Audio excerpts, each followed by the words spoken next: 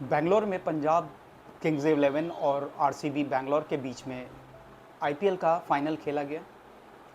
RCB ने 18 साल बाद जीत भी दर्ज की और उस जीत के जश्न में एक रैली निकालने की बात हुई। लेकिन उसी रैली निकालने के दौरान एकाएक बहुत ज़्यादा पब्लिक का इकट्ठा होना और भगदड़ मच जाना। उसके बाद 11 लोगों की मौत होना और सैकड़ों की संख्या में लोगों का घायल होना। क्या ये बात यहीं पर रुक जाएगी? मैं Neeraj Kumar the roots of Bharat के इस अंक में आपका स्वागत करता हूँ। कोई खेल, कोई ट्रॉफी, कोई भी टूर्नामेंट किसी की ज़िंदगी से बड़ा नहीं हो सकता। ज़िंदगी में खेल हो, न कि ज़िंदगी ही खेल बन जाए। दिल्ली स्टेशन हो, कुंभ का माहौल हो, बेंगलोर जैसा हादसा हो, आम लोगों की ज़िंदगी ऐसे ही हादसों का शिकार होती है और उसके बाद फिर ज़िंदगी अपने ढर्रे पे चली जाती है। हम इस बात की चिंता किए बिना आगे बढ़ जाते हैं कि शायद फिर ये घटना उनके साथ फिर नहीं होगी। शायद ज़िंदगी में आम आदमी तो छोड़िए, ज़िंदगी में लोगों की जो कीमत है वो बहुत ज़्यादा रह नहीं गई है। इसके दो कारण हैं कि खेल से बड़े खिलाड़ी हो गए और फिल्मों से बड़े फिल्म स्टार हो गए। टीवी में लाइव टेलीकास्ट होने के बावजूद, जबकि कई चैनलों पे इसके टेलीकास्ट होते हैं, उसके बावजूद लोगों का स्टेडियम में जाके मैच देखना इस बात को दर्शाता है कि लोगों का पागलपन या जुनून किस हद तक का है। धार्मिक स्थलों पे भी इसी तरह का भीड़ इकट्ठा होना और दर्शन करने की होड़ लगना भी इसी का एक परिणाम है। कोशिश करनी चाहिए कि जहाँ पे भीड़ ज़्यादा हो वहाँ से थोड़ा सा दूर रहें, आप कम से कम उस भीड़ का हिस्सा ना बने। तो दो इम्पॉर्टेंट चीज़ हम यहाँ पे डिस्कस कर रहे हैं कि खेल से बड़े खिलाड़ी हो जाएं और फिल्मों से बड़े फिल्म स्टार हो जाएं। इतना पढ़ लिखने के बावजूद लोगों का इन खिलाड़ियों और इन फिल्म स्टारों के प्रति जो रुझान है, वो जुनून है, उसकी वजह से आए दिन इस तरह की घटनाएं देखनी पड़ती हैं। कई बार इसी भीड़ से परेशान होकर फिल्म स्टार और खिलाड़ी लोगों को हाथ भी उठा देते हैं। वो बात की बात है कि वो बाद में माफ़ी भी मांगते हैं। लेकिन जनता का इस तरह का जुनून किसी काम का नहीं है। हम जब 21वीं शताब्दी में पढ़ लिख कर देश को आगे बढ़ाने की बात कर रहे हैं, तो हमारा जो आइकन होना चाहिए वो रियल आइकन होना चाहिए, ना कि रील आइकन। हम उन लोगों को क्यों नहीं पहचानते जो देश की व्यवस्था में बदलाव के लिए लगातार प्रयास कर रहे हैं? हम किसी भी फिल्म एक्टर और फिल्म एक्ट्रेस को, क्रिकेट खिलाड़ी को और भी खेलों में जो लोग पॉपुलर हैं उनको देख के जगहों पे पहचान जाते हैं, अलग अलग जगहों पे, एयरपोर्ट्स पे और रेलवे स्टेशंस पे। लेकिन जो सोशल वर्क में बेइंतहा अच्छा काम कर रहे हैं उनको पहचानने में हमें दिक्कत होती है। क्या आपके सामने कैलाश सत्यार्थी आ जाएंगे, आपके बगल में बैठ जाएंगे, आप उनको पहचान पाएंगे? नहीं। इतने लोगों को पद्मश्री अवार्ड मिला है, उनमें से कितनों को आप पहचान पाएंगे? खेलों के प्रति इस तरह का जुनून ये बता रहा है कि हमारी यंग जनरेशन इस जुनून में इस तरह बह रही है कि जो वास्तविक, जो रियल इश्यूज़ हैं उसको एड्रेस ही नहीं कर पा रहे हैं। देश के आर्थिक विकास, देश के आध्यात्मिक विकास, देश के जो इंफ्रास्ट्रक्चर पे काम करना है, युवाओं का ध्यान इन चीज़ों पे न जाकर इन चीज़ों पे ज़्यादा जाता है।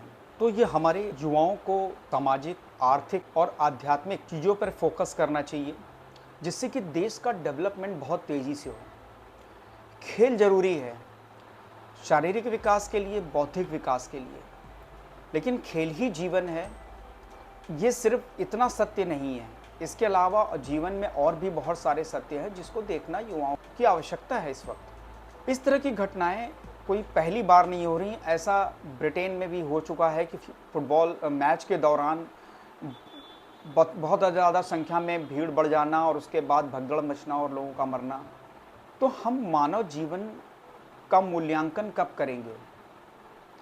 मानव जीवन हमारे लिए क्या इम्पोर्टेंट नहीं है, या कुछ लोगों, विशेष लोगों का जीवन ही इम्पोर्टेंट है? जिस वक्त ये घटना बैंगलोर में घटी, अंदर जीत का जश्न मनाया जा रहा था और बाहर लोगों की डेथ हो चुकी थी।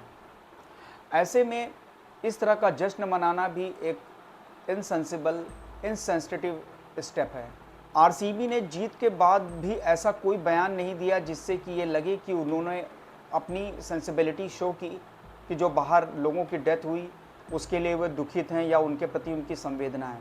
इसलिए समय आ गया है कि हम इस बात पे पुनर्विचार करें कि किस चीज़ को हमें महत्व देना है और किस चीज़ को हमें दूसरे पायदान पे रखना है। जितनी भी चीज़ें नेशनल इम्पोर्टेंस की हैं उसमें आर्थिक पक्ष हो, सामाजिक हो या आध्यात्मिक पक्ष हो, उसको हमें प्रायोरिटी देनी है। हमारे आइकन में हमें प्रायोरिटी उन्हीं लोगों को देनी है जो देश के विकास में डायरेक्ट इन्वॉल्व हैं, जो देश की दिशा बदल रहे हैं। Air force, arm forces, navy, border security force, intelligence agency, जो सम्मान के वास्तविक हकदार हैं, उनको वो सम्मान नहीं मिल रहा है जो सम्मान मिलना चाहिए।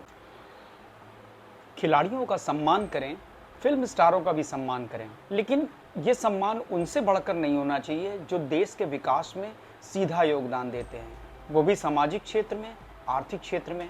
जो देश को बनाने के लिए लोग अपने आप को झोंकते हैं, वो देश के विकास में सर्वोपरि है। आम जनता के लिए खेल और फिल्म ये इंटरटेनमेंट है, न कि जीवन है। इस बात को आम जनता को समझना चाहिए।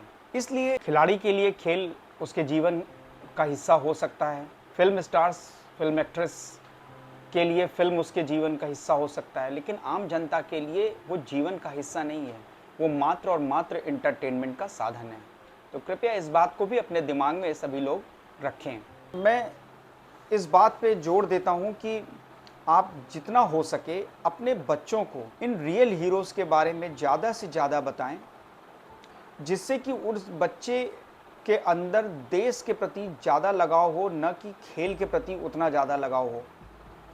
खेल जीवन का हिस्सा है, जीवन खेल नहीं है। इसी के साथ मैं अपनी बात को यहीं समाप्त कर रहा हूँ। आपसे रिक्वेस्ट है कि कृपया चैनल को शेयर करें, लाइक करें, कमेंट करें और सब्सक्राइब करें। धन्यवाद, नमस्कार।